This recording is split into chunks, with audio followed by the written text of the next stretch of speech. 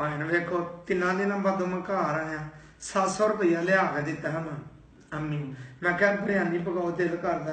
छोटे भरा का की हक बंद सारिया बोटियां खा गया बिरयानी मेरा नहीं दिल करदा मैं बोटियां खावा सारी रात नहीं सुता ना मैं रोजा रखे ओदा की हक बनदा ही बोटियां खान दा यार तेरा भरा छोटा फिर की हो भावें भरा ते अपने घर होएगा मैं ना उन्होंने घर रखना मेरा दिल बड़ा आवाजार होया ओहदे तो कदी मेरी जनानी नूं मारदा मैं उन्होंने अज छुरियां मार दियां मकान भी बेच देना जिन्ना को मैं तो जलील होया मैनू पता सारी रात नहीं मैं सुता चल बस रो देना ना यार भरा तेरा छोटा फिर की हो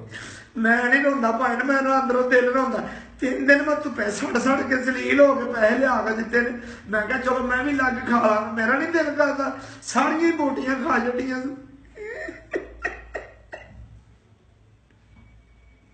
उन लोगों ने जाके आते बंदे ने सुलह करा दे मैं नहीं सुलह करनी ना मैं घर जाना ते ना मैं सुलह करनी है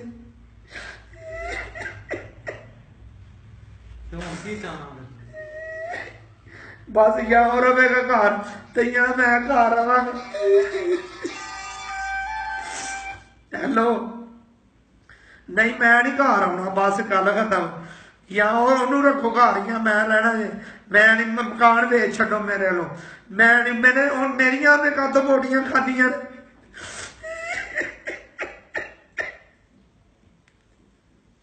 3 दिन जलील हो गए धुप्पे च रक्षा चला के मैं इकट्ठे किए ने 400 रुपये किलो मुर्गा लिया क्यों उन्हें बोटियां खादियां ने